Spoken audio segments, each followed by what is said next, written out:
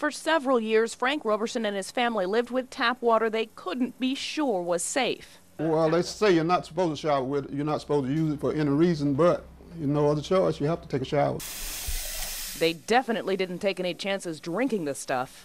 Well, the taste started getting bad taste, and also the smell. And Roberson wasn't the only one.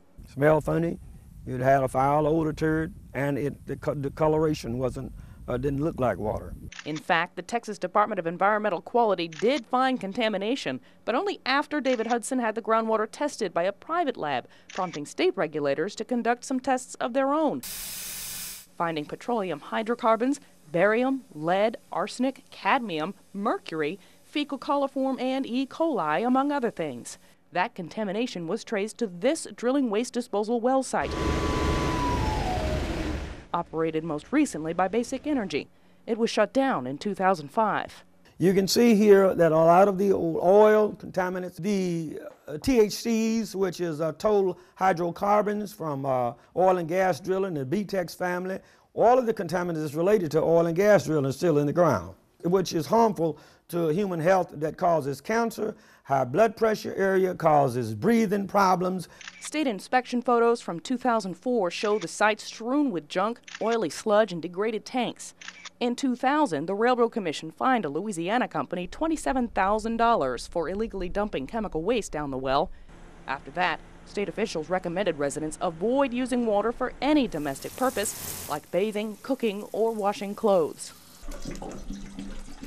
For 3 years, the EPA provided bottled water for Roberson and his neighbors along County Road 329, until the tiny community near DeBerry, Texas was hooked up to the Panola-Bethany water system.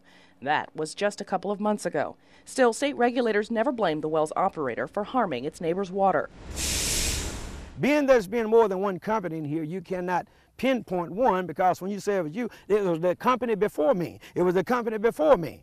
The EPA says it wasn't necessarily the well itself, but pipeline breaks, leaks, and spills, where poor maintenance allowed corrosion, and found that there were other sources of contamination that had nothing to do with production waste disposal.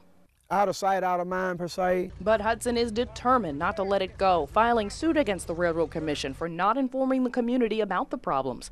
Problems he says regulators knew about for several years, and contamination he believes continues today. Otherwise, you can't see it, it's not there. Hopefully that it would go away and the citizens wouldn't say anything about this. And I don't think there's really no mandate or plan to remediate this site until we get resolved through the court system. Hudson's attorney says the Railroad Commission did more than drop the ball. This particular well poisoned the groundwater in the community, which they continued to overlook.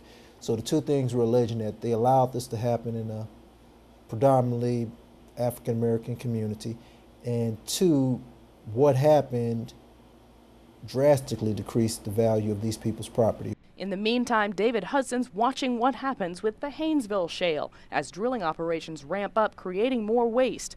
And it all has to go somewhere. I'm worried about the same thing happening in this community, happening in every community that a permit is issued.